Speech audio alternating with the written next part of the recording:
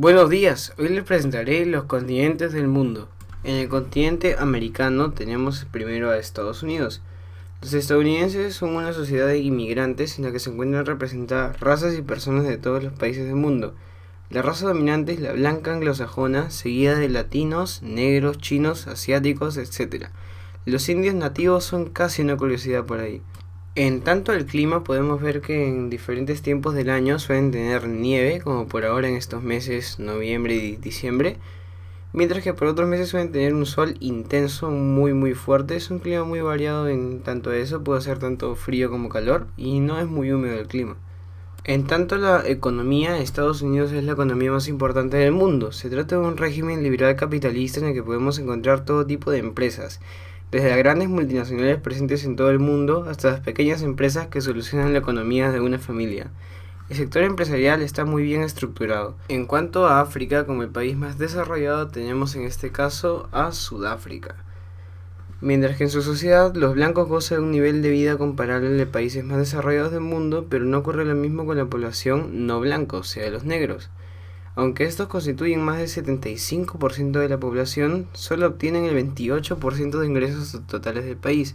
El caso de la población blanca es justo la inversa, pues constituyen un 13% de la población y sin embargo disfrutan el 61% de la renta nacional.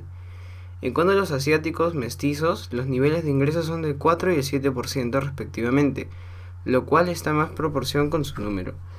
En tanto al clima en Sudáfrica, la máxima temperatura en verano suele ser 28 grados y la mínima suele ser entre 14 y los 15 grados.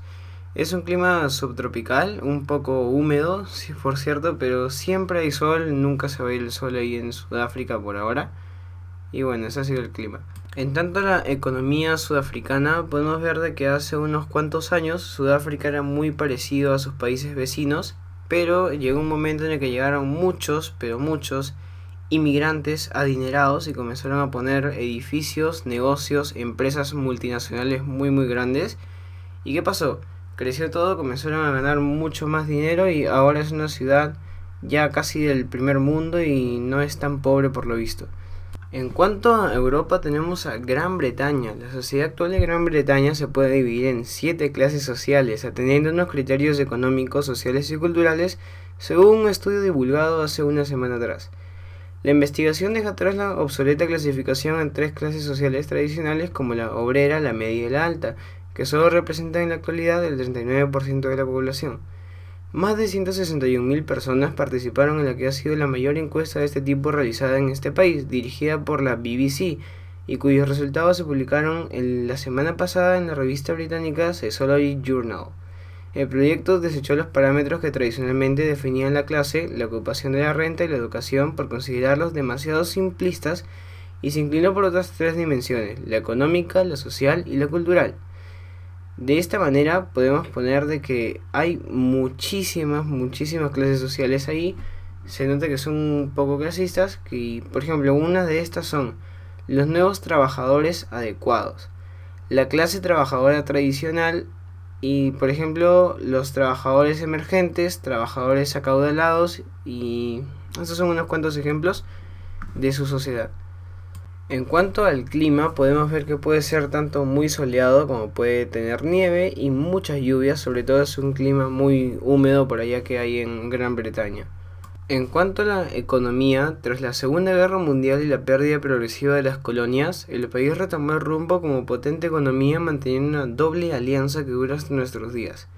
No perdió su mirada económica sobre Europa, pero al mismo tiempo reforzó sus relaciones comerciales con Estados Unidos, que tras el conflicto ejerce como primera potencia mundial.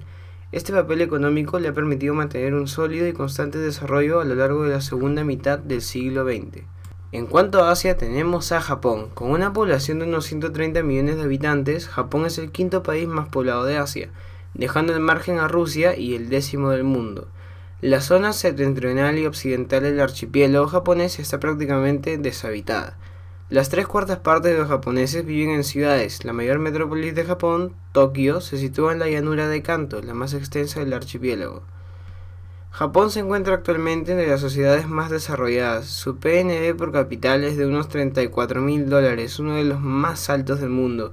Su población tiene un nivel educativo muy alto, ya que es uno de los países con menor tasa de analfabetismo, el 1% de la población con más de 15 años de edad.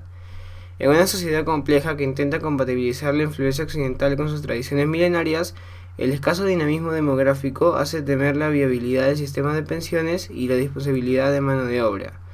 Por eso el gobierno ha elevado la edad de jubilación y ha en marcha varios proyectos destinados a facilitar la condición de la vida familiar y laboral de la mujer. Pero estas medidas chocan con la tradición. Por otra parte, las empresas solicitan que se permita la entrada de inmigrantes porque necesitan mano de obra. Cuanto al clima, como ven, puede tener un sol muy fuerte, como también puede tener nieve y unas lluvias muy peligrosas. Son muy fuertes, un clima muy húmedo, sobre todo en otoño. En cuanto a lo económico, después de lo de Estados Unidos, la japonesa es la economía más grande del mundo, con aproximadamente un 15% del PIB mundial. Es más grande que la suma de las economías de Alemania, Reino Unido y Francia, y por sí sola representa casi 3/4 partes de la economía del continente asiático. La pujanza japonesa resulta tanto más sorprendente si tenemos en cuenta que este país carece prácticamente de recursos naturales y depende de las importaciones para su aprovisionamiento de energía, de productos agroalimentarios y muchas materias primas. En Oceanía tenemos a Australia. Australia posee una sociedad estable, democrática y multicultural en donde los derechos, creencias y valores de cada persona son reconocidos y respetados. En la actualidad existen pocos países en los cuales los estudiantes internacionales, además de ser bien recibidos, también estén bien protegidos por el gobierno y sus leyes.